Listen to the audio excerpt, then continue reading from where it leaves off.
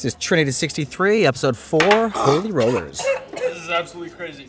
My junior year obsession with the Rolling Stones is on full display in this episode. Sympathy for the Devil is all over this episode. This is how you got us into trouble in the first place. As long as you've been playing, no one's ever beaten you. That's not true. Jimmy DeChamps, 1977. Jimmy DeChamps is another real person from Mount View High School. You were 6 years old. And I had no idea how the internet was going to work, and so, hey, Jimmy DeChamps, if you're watching this, hi! You made it into my stuff. For the money that you lost. You say that it's such an I accusation. promise you there's not actual booze in this bottle, but apparently where they were filling it up, like, they were just filling it up in, like, the bathroom sink in the studio, and apparently the water was literal toilet water, so all of their reactions are absolutely sincere with no acting involved. Bankrupt if you don't, so what do you have to lose? True. What do I have to lose? For the record, I did not know any Graham Steiners when I was in Mountain View, but I did know a Matt and a Chris Steiner. I don't think they were Jewish. Honestly, I don't even know if the name Steiner is actually a Jewish name or just a German name, but my Jewish friend, the one who was originally supposed to play Deltina, assured me that if Stein is in their name, they're definitely Jew. So, I don't know. If I had to do it over again, I would probably make Graham's last name Cohen or something like that, but Stein, at a Christian TV station. So the big payoff for this episode is, where Colin basically compromises his principles for the good of the station. Kirsten's line from the first episode, "Gee, Colin, sometimes you gotta break the rules," has its payoff in this episode. The four main characters, Graham, Kirsten, Sid, and Colin, all had really extended backstories that I wrote. And Colin's whole backstory was that, he was one of these people who originally, became a preacher, or actually, no, he was like a partying college student and, found Jesus and was originally, on fire for Jesus. But then you'll notice that he and Sarah have a niece, but they don't have any children. The whole idea was that they weren't able to have children, and over the years, Colin became more and more bitter until he became just the angry guy that you see now. Your donations will help Trinity 63 continue. Which, over the years, I've met more than my share of Collins. Until next time. It's kind of sad when somebody's, passion turns into anger. I want answers. Who played with my chair? I had it set in a certain way. I don't appreciate anybody touching it. Colin, the chair needs to be replaced. You don't replace a classic. This chair has been here since the station opened. What needs to be replaced is the person who did this lighting. I mean, look at it. You got a light pointing not at me, but back at the... Don't touch the backdrop, okay? Hey, guys. That was a great show. First priority, Mr. Steiner. We use the money from the pledge drive to put dimmers on these lights. From what I've heard, we got some extra to throw around. You haven't told him yet? Floyd, can you meet us in production in about 5 minutes? Sure, it's not like I don't have anything to do in here or anything. Don't touch the backdrop. Floyd! Okay, what? How are you? So in the original script, Floyd actually knocks the set down on that when he goes, "What?" But this is like late into whatever day we were shooting. We're like, we can't add an extra hour to our shooting. We are so far behind. So we just had him just yell at people not to knock the set over. What the hell were you thinking? Del, calm down. No, you don't understand. I can't afford to have the station go under. This is probably a bad time, but there will be unemployment offered, yes? Guys, in 2 days, the bank comes down on our heads. I haven't mentioned the clock yet. That clock behind them, we actually had notes in all the production notes about what time the clock should say every time it's on in this set. What's your plan, Sid? Because, we had a thing where Trinity, or Praise the Lord, has 2 shows from 8 a.m. to 9 a.m. and from 6 p.m. to 7 p.m. So whenever the show is happening, the clock is always set to one of those times. Right now, the show has ended, so it's 5 minutes later, apparently. And I remember the first weekend, we had the actual second hand moving around. And then it became too much of a pain because we would start it, and then we would shoot, we would screw it up, we have to go fix it, hang it back up, and anytime you're messing with stuff on that set, you risk knocking things over. So after the first episode, we take out the battery so the second hand doesn't move around at all. We finally put it back in this episode because we needed the second hand to move when the stage manager says 30 seconds, and we cut back to here to see the 30 seconds ticking off. All right? 60 minutes to win back $600,000. Kind of poetic, ain't it? Yeah, 60 minutes to win back $600,000 is not nearly as poetic as I think I wanted it to be. I really should have made it an hour to win back $1 million. I honestly don't know how much money a Christian TV station needs to keep running. I imagine it's a lot. Anytime you have a big satellite dish out there, it's probably a lot. Bye, Floyd. Also, I'm kind of mad that I didn't put sound effects of Sid and Val bumping their heads when Gloria comes back in, because they clearly did bump their heads. Or at least made a show of bumping their head. All right, so what if this little scheme of yours lasts longer than an hour? We've just got to keep calling in the studio as long as possible. I also think it's kind of funny. They're planning all these schemes, but like not one person has suggested just like turning Sid in and being like, hey, gangster stole our money. Breathe, Sarah. Other than Val slapping him, that's really, and like Graham punches him at the end. That's really the worst that happens to him. He never like gets fired. He never like how Graham and Sid are still friends after this is kind of stupid, but you know, sitcom logic. Okay. I can do this. It's for the station your husband built from scratch. You're doing him a favor. Right. A lovely. All right. I'll just keep him in the studio and sure. I can do this. Okay. Me and Sid are taking bets on who'll drop the ball tomorrow. Guess who my money's on. Hey, no matter what happens, remember. I kind of love this little moment with Graham and Kirsten here. You've got something good here. I know. Do you? Hey, how come we never got together way back then?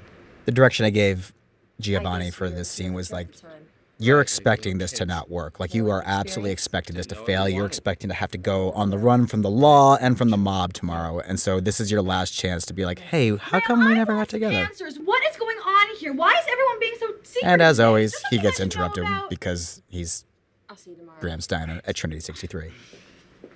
Oh, great. So you're going to ignore me too? Well, that's just fine. I'll just... Oh. Sid!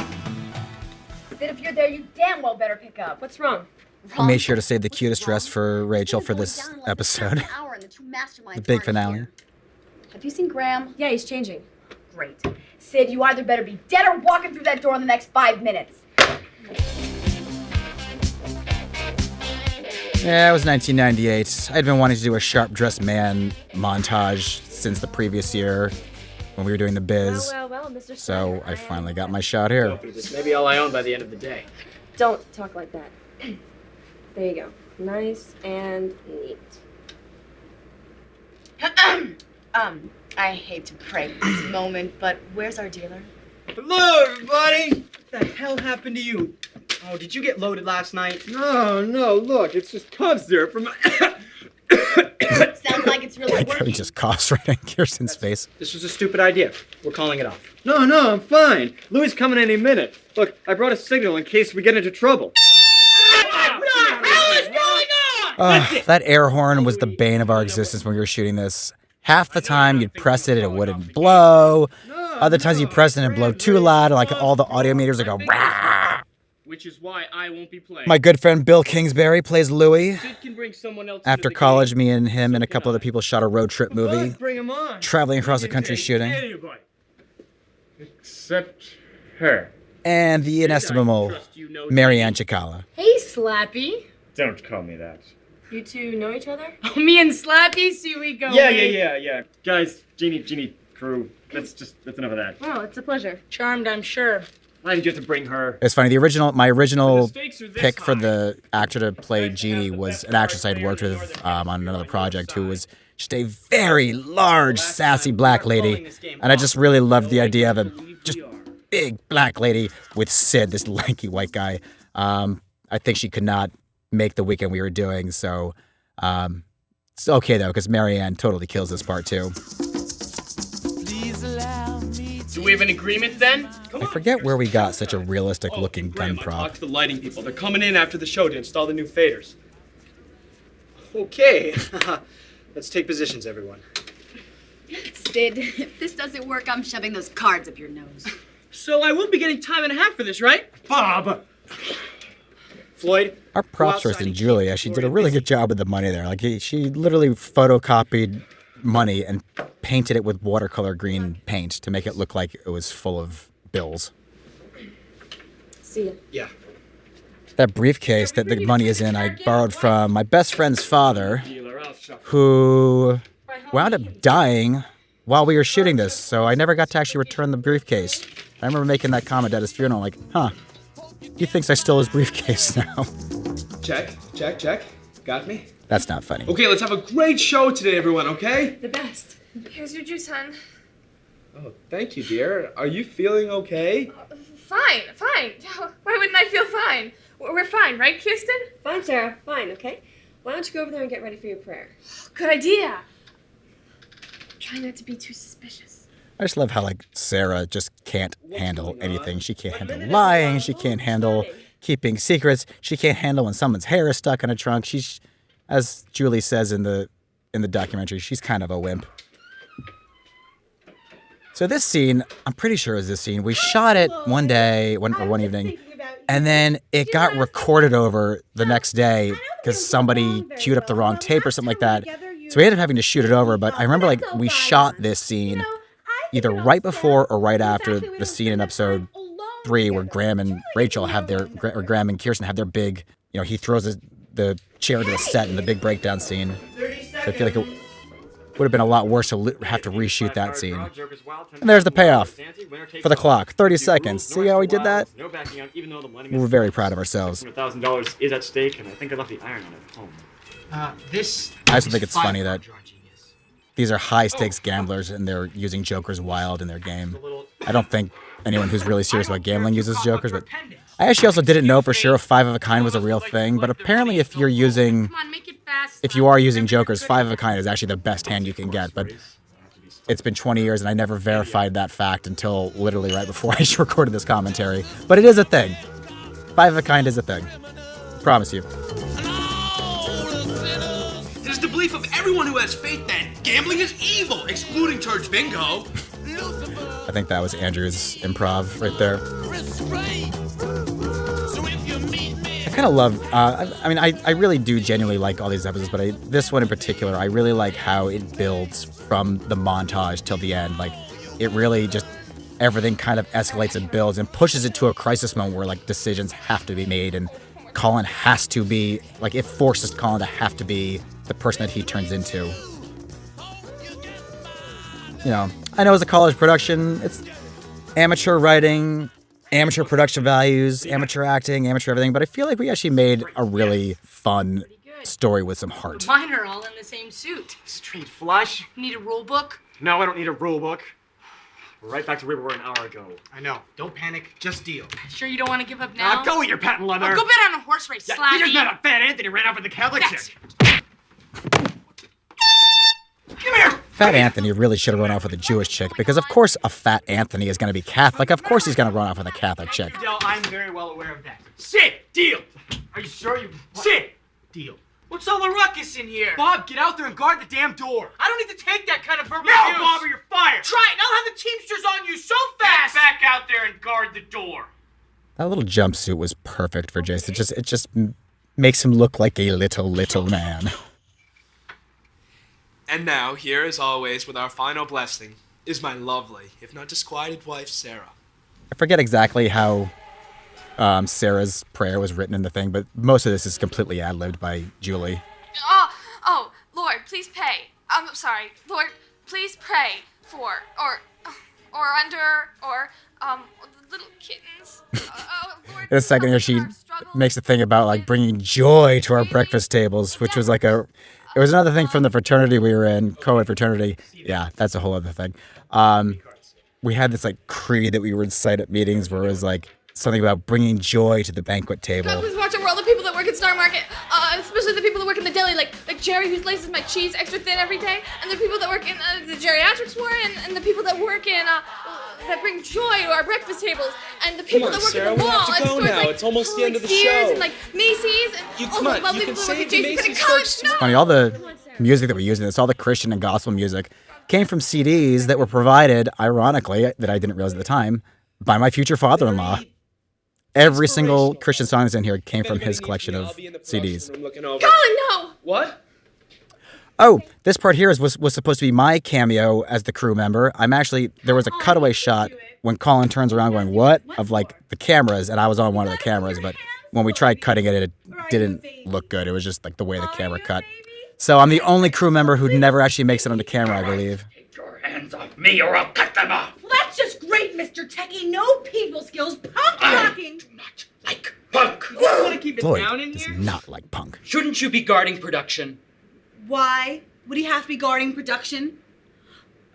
You tease. Ram, what's going on? So this is Mr. Penguin. The year before, there was a show produced called This Just In, which took place at a TV studio. And in their version of the production office, which this is actually modeled after, we modeled this production office after the This Just In production office, Mr. Penguin was sitting in the background. So, like, at the last second, we decided, like, let's put him into this, because I think somebody still had him somewhere. So, right before we were about to shoot that scene with Beth, we sent somebody to run across campus to grab that penguin to do a joke that only 5 of us got. Up this door! Gloria, wait! This is the only door in the entire show. Well, there's one on the other side that Colin does. And I believe in this scene, there's somebody standing behind that door holding it so Beth can just bang on it. Exactly being the voice of reason. I mean, shut up! That's also one of my favorite side effects, Jason's little hand throw there. I believe he was supposed to get punched there and knocked down, but again, we were running behind, and so we saved ourselves a stunt and a makeup cue. What's going on? Nothing. It's just, why don't you take Sarah somewhere to cool down? This is actually the last scene we shot. You'll see it in the documentary. You'll see us all cheering like, hey, we're done, after Julie punches him. The little secret, though, is we weren't done, because we later realized that the cameras were too hot and we had to shoot it again. 1, 2, 3, 4 aces. I feel like Gloria and Floyd yelling outside the studio right now is what makes this scene. Yes! Jeannie, my best gal. And Joker Wild, 5 of a kind. Baby. Yeah! Did Graham and Sid cheat? I don't know, honestly, because I'm like, Okay, now it's weird that he gets a 5 of a kind and that Sid seems like he's being like, what are you doing? One fair and square. I'll decide what's fair. All day long, all you do is lean over me. Just lean over me. So in the original script, this is the last we see of Bob. He had gotten punched in the scene before that, and then as he's standing up, Gloria punches him again, and literally he falls out of the screen and is never seen again. It was actually Jason that pointed it out to me that like, hey, what happens to my character after this? And I'm like, oh yeah. Like in the whole script, he is not in the next scene, and he actually has a pretty important line in the next scene where he stops Graham and Kirsten from kissing. And I think in the original script, it was Deltina saying something that stopped them from kissing. We were like, oh, we got to have Bob come back. If I had to do over again, like I said, I had always thought of like Bob as like a side character, and I didn't even include him in the last scene when they're all kind of walking through the studio. If I had to do over again, Jason, I would absolutely write just a line of you pushing the broom through, complaining about workman's comp or something. It's one of the big failings that I had in the writing of this show. You scrawny excuse! Be quiet or I'll shoot the 2 of you. This is unconscionable. I could have you all arrested for this. But that's not gonna happen, is it? Listen, why don't you just... I don't think I need to hear from you, Skinny. Get the point? Yes, I believe I do. He's not a very good gangster if he drops his gun just because somebody yells at him. He makes a loud noise in his face. Let's settle this right now. Graham, Sid, did you cheat? No. Well then, I don't think there'll be any further discussion. Well there. Now get out of my station. See you around, Sid. Okay, bye-bye then. When I was directing Bill in this, I was like, when you say that, the subtext of what you're saying is that you know that you're going to whack him as soon as he walks out of this building. So, see you around, Sid. Logical explanation for all of this. Which Which I have no desire to hear. Shall we? Colin kind of becomes a stud after this scene. He's like, hey, shall we? Gloria Floyd! And again, it's best not to dwell in details. The fact that Gloria's age is kind of ambiguous, but she's probably like 16-ish. You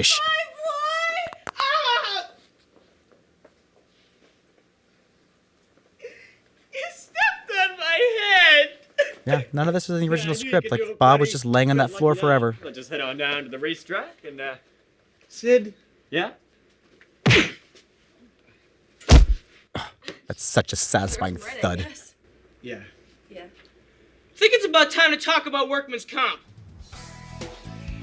I really like that it's Kirsten who ultimately makes this kiss happen. Because, again, she really can, in fact, handle any man. How hard was I hit? Why? Because I never thought I'd see that. Looks like we're back in business, everyone. It's such a sitcom moment, but I remember we were shooting this in the studio when everyone cheered. I actually got goosebumps because I was like, I could see the final scene playing out. I could see how it was all going to go. The scene actually, as written, continues for a little bit longer. They all cheer, and then like in the first episode, Floyd presses a button on the radio and starts blasting heavy metal, and everyone's like, Floyd! But like, it just kind of killed the momentum of what it had built to, so we ended up cutting out, and it just cut straight away. Oh, really? We were going out on Point of Grace music, Love Like No Other. Great, Sid. With all the money that's rolling in, I think I'll make a couple more investments. You did a really, really good job with those bruises, whoever did those. Guys, tell me that you love me. We actually had to, when we finished shooting this, we went to review it just to see how the freeze frame would look. And again, when we hit, we were watching on the deck, hit pause just to see like, oh, well, will this freeze frame work? And when we did, like, everyone was like melted, like got goosebumps. They're like, oh my God, that's so nice. And Tickets to White Zombie, 6th row. we had several of those moments where you're like, because again, as you're shooting something, you don't know how it's going to go. But then there are those moments where you're like, oh no, this is going to be really good. Praise the Lord.